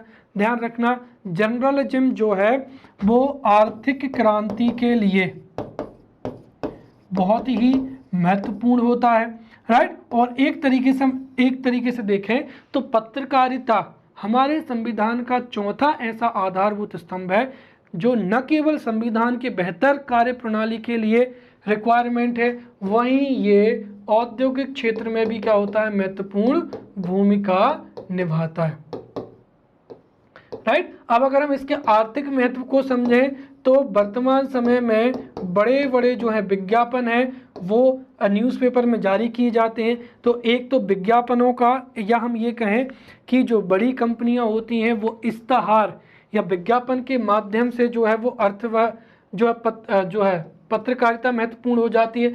इसके साथ ही जो जितनी भी कंपनियां हैं, राइट, कौन सी कंपनियों में किन वस्तुओं का उत्पादन हो रहा है, कहाँ पर वस्तुएं अच्छी बन रही हैं, कहाँ पर जो काम करने वाले मजदूर हैं, राइट, उनकी स्थिति कैसी है, राइट, कौन सी कंपनी में काम करने की दशाएं हैं या नहीं हैं। तो कुल मिलाकर पत्रकारिता एक ऐसा सेक्टर है जो आर्थिक विकास में बहुत ही महत्वपूर्ण भूमिका निभाता है। ये हमारे इकोनॉमिक सिस्टम में जो लूप होल्स हैं उनको ये उजागर करता है। मध्य प्रदेश में चाहे परिवहन हो, जो भी अवसंरचना की कमी है वो पत्रकारिता के माध्यम से उन मुद्दों को उठाया जाता है और सरकार बाद में जाकर उन मुद्दों को क्या करती है, दुरुस्त करती है, राइट। अब हम देखते हैं सामाजिक अवसंरचना को, राइट। तो जो शिक्षा है, शिक्षा जो है वो किसी भी देश के आर्थिक विकास हो, सामाजिक विकास हो, व्यक्तिगत विकास हो, उन सब के लिए बहुत ही महत्वपूर्ण होती है। और शिक्षा से न केवल नवाचार में वृद्धि होती है, अर्थात देश दुनिया में जो नई टेक्नोलॉजी है, नई प्रौद्योगिकी है, नई वस्तुएं हैं, नई सेवाएं हैं, उनको एक तरीके से विस्तृत करने में, लोगों तक पहुंचाने में शिक्षा का बहुत ही बड़ा महत्वपूर्ण होता है। अर्थात हर एक क्षेत्र में जो है नवाचार के लिए एजुकेशन बहुत ही रिक्वायरमेंट हो जाता है। और आर्थिक दृष्टि से देखें तो अगर शिक्षा प्रणाली बहुत अच्छी है तो उससे जो कुशल डॉक्टर्स हैं, इंजीनियर्स हैं, अर्थात कौशल एवं श्रम शक्ति में भी क्या होती है, वृद्धि होती है। अब मध्य प्रदेश में अगर हम शिक्षा संरचना की बात करते हैं तो मध्य प्रदेश में शासकीय जो प्राथमिक विद्यालय हैं वो है 80,807, वहीं माध्यमिक विद्यालयों की संख्या है 30,228। फिर जो उच्च या उच्च माध्यतर माध्यमिक विद्यालय अर्थात हाई स्कूल एवं हायर सेकेंडरी, उनकी संख्या कितनी है, 17,371। फिर जो तकनीकी शिक्षण संस्थान है उनकी संख्या है 903 और कुल जो महाविद्यालय है वो 1431 है। और कुछ डाटा जो है वो मैंने कल सेवा के क्षेत्र में भी आपको उपलब्ध कराया था। फिर हो जाएगा यहाँ पर स्वास्थ्य हो जाएगा, राइट। तो देखिए स्वास्थ्य जो है, स्वास्थ्य सेवाएं भले ही आपको सामान्य स्थितियों में इनका महत्व नज़र ना आए, लेकिन स्वास्थ्य सेवाएं कितनी महत्वपूर्ण होती हैं इसका अंदाज़ा हमने लॉकडाउन में लगाया। जिन देशों के पास में हेल्थ इंफ्रास्ट्रक्चर अच्छा था, वहाँ पर कोरोना के मरीजों की ट्रेसिंग करना, एडमिट करना, राइट, टेस्टिंग करना, ये बहुत ही तेज़ी से हो पाया। इसके साथ ही वैक्सीनेट भी वहाँ पर बहुत तेज़ी से हो रहा है। अर्थात जिन देशों में स्वास्थ्य सेवाएं बहुत अच्छी हैं वहाँ पर जितने भी जो कम्युनिकेबल डिसीजेज होती हैं उनको रोका जा सकता है, राइट, और लॉकडाउन जैसी स्थिति से बचा जा सकता है, या जो लॉकडाउन जैसी स्थिति से जो भी कुप्रभाव पड़ेगा उसको भी कम किया जा सकता है। इसके साथ ही स्वास्थ्य अच्छा होता है तो उससे कार्य क्षमता में भी वृद्धि होती है। इसके साथ ही जो आश्रित जनसंख्या है उसमें भी क्या आएगी, कमी आएगी, उत्पादकता में वृद्धि होगी, कार्यकुशलता में वृद्धि होगी। अब स्वास्थ्य सेवाओं के बारे में देखते हैं तो ये भी मध्य प्रदेश डायरी 2020-21 से ये डाटा लिया गया है, गवर्नमेंट वेबसाइट से डाटा लिया गया है। मध्य प्रदेश में स्वास्थ्य सुविधाओं में देखें तो एलोपैथिक चिकित्सालय एवं औषधालय इनकी संख्या कितनी है, 52 है। तो एलोपैथिक चिकित्सालय एवं औषधालय कितने हैं, 52 है। फिर मध्य प्रदेश में सिविल हॉस्पिटल की संख्या केवल कितनी है, 97 है, जो कि बहुत कम है, राइट। तो एलोपैथिक चिकित्सालय 52 है, हर जिले में एक, राइट। सिविल हॉस्पिटल कितने हैं, 97 है। फिर प्राथमिक स्वास्थ्य केंद्र कितने हैं, 1232। फिर उप स्वास्थ्य केंद्र जो है वो कितने हैं, 10,223 हो जाएगा, राइट। फिर सामुदायिक स्वास्थ्य केंद्र कितने हैं, केवल और केवल 321। फिर जो गवर्नमेंट डॉक्टर्स हैं उनकी संख्या है 4,708। और मध्य प्रदेश में बेड्स की संख्या, जिसका इंपॉर्टेंस आप लॉकडाउन में समझ चुके हैं कि जब कोई अचानक से संक्रामक बीमारी फैलती है तो एकाएक जो है बेड्स की संख्या भी कमी हो जाती है। तो बेड्स की संख्या कितनी है, 15,450। मतलब स्वास्थ्य की दृष्टि से जो है अवसंरचना उतनी अच्छी नहीं है, राइट। इसके बाद में हो जाएगा आवास, राइट। देखिए वर्तमान समय में किसी भी क्षेत्र विशेष के विकास में आवास सुविधाओं का होना बहुत ही क्या होता है, रिक्वायरमेंट होता है, राइट। आवास सुविधाएं जितनी अधिक होती हैं उतना अधिक औद्योगिक विकास भी होता है। जैसे अगर हम देखें तो अगर कोई भी औद्योगिक इकाई है, उस औद्योगिक इकाई के आसपास अच्छी हाउसिंग फैसिलिटी है, सो डेफिनेटली उस कंपनी से उस जो कंपनी है वहाँ तक जाने में जो है ट्रांसपोर्टेशन की कॉस्ट बढ़ेगी, राइट। मजदूर अगर एक जगह से लंबी दूरी तय करके ऑफिस जाएंगे तो उससे ईंधन की खपत में भी वृद्धि होगी, राइट, और पर्यावरण प्रदूषण भी होगा। वहीं अगर आवास सुविधाएं हैं तो औद्योगिक इकाइयों के आसपास ही जो है श्रमिक वर्ग वहाँ पर निवास कर सकता है, बहुत ही कम समय में वो वहाँ पर जा सकता है, राइट। और आवास सुविधाएं बेहतर होने से स्वास्थ्य, शिक्षा, इन सब पर भी सकारात्मक प्रभाव पड़ता है। मध्य प्रदेश में विभिन्न योजनाओं, भाई निजी व्यक्तियों के पास में तो सबके पास में आवास है, जिनके पास में आवास सुविधाएं नहीं है उनको विभिन्न योजनाओं के माध्यम से आवास मुहैया कराए जा रहे हैं। जैसे पहला हो जाएगा प्रधानमंत्री आवास योजना ग्रामीण। प्रधानमंत्री आवास योजना ग्रामीण 20 अक्टूबर 2016 से संचालित है, जिसका लक्ष्य क्या है कि ग्रामीण क्षेत्रों में 10 लाख मकानों को तैयार करना और उनको जिनके पास में हाउसिंग फैसिलिटी है नहीं है उनको प्रोवाइड कराना। फिर प्रधानमंत्री आवास योजना शहरी, इसका क्रियान्वयन 1 जून 2015 से किया गया था, राइट। और इसका उद्देश्य भी वही है, शहरी क्षेत्रों में 10 लाख जो है हाउस को बनाना और जिनके पास में आवास सुविधाएं नहीं है उनको उपलब्ध कराना। फिर मुख्यमंत्री आवास योजना, देखिए मध्य प्रदेश में पहले से ही इंदिरा आवास योजना क्रियान्वित थी, जिससे एसटी एससी कैटेगरी के ऐसे व्यक्ति जिनके पास में घर नहीं थे, आवास सुविधाएं नहीं थे, उनको इंदिरा गांधी आवास योजना से आवास सुविधाएं मुहैया कराई जा रही थी, जिसको मुख्यमंत्री आवास योजना 2007-8 के नाम से पुनः लॉन्च किया गया और जिससे मध्य प्रदेश में एससी एसटी के कैटेगरी के जो भी व्यक्ति हैं उनको आवास उपलब्ध कराए जाते हैं। फिर हो जाएगा मुख्यमंत्री अंत्योदय आवास योजना, राइट। इसके माध्यम से भी एससी एसटी अनुसूचित जाति एवं जनजाति के जो आवासहीन नागरिक हैं उनको नागरिक उपलब्ध कराए जाते हैं, राइट। अब आ जाता है दूसरा टॉपिक जिसका नाम क्या है, मध्य प्रदेश में संसाधन। अब देखिए हमारा जो यूनिट 3 है और paper first, right, paper first की जो यूनिट 3 है, यूनिट 3 में क्या है, मध्य प्रदेश का भूगोल। और मध्य प्रदेश के भूगोल में वहाँ पर क्लियरली, राइट, मध्य प्रदेश का जो भूगोल है उस मध्य प्रदेश के भूगोल में एक तो क्या हो जाएंगे, मध्य प्रदेश की प्रमुख क्या हो जाएंगे, उद्योग, राइट। फिर मध्य प्रदेश के क्या हो जाएंगे, संसाधन। ये दो बहुत अच्छे से वहाँ पर दिए हैं। कहने का मतलब ये है कि हम लोग जो है, मैं आपको यूनिट जो है पेपर सेकेंड की यूनिट 2 पढ़ा रहा हूँ, प्रशांत सर ने यूनिट 2 जो है वो पढ़ाई हुई है, तो आपको संसाधन और जो उद्योग हैं वो पेपर 1 की यूनिट 3 जो है वहाँ पर प्रशांत सर ने बहुत अच्छे से मध्य प्रदेश में कृषि आधारित, खनिज आधारित एवं जो है कृषि आधारित, खनिज आधारित एवं अन्य जो जितने भी उद्योग हैं वो बहुत अच्छे से पढ़ा दिए हैं। वहीं जो जितनी भी संसाधन है, चाहे वो जल संसाधन हो, राइट, मृदा संसाधन, जल संसाधन, राइट, फिर वन संसाधन हो जाएंगे, खनिज संसाधन हो जाएंगे, उनका वितरण कहाँ पर है, किन जिलों में पाए जाते हैं, वो पूरा का पूरा वहाँ पर प्रशांत सर ने बहुत अच्छे से बता दिया है, राइट। तो इसके साथ ही ये हमारा आज का टॉपिक, राइट, मध्य प्रदेश में आधारभूत संरचना या मध्य प्रदेश में इंफ्रास्ट्रक्चर एवं संसाधन को हम बहुत अच्छे से पढ़ चुके हैं। अगले वीडियो में मिलते हैं, तब तक के लिए धन्यवाद।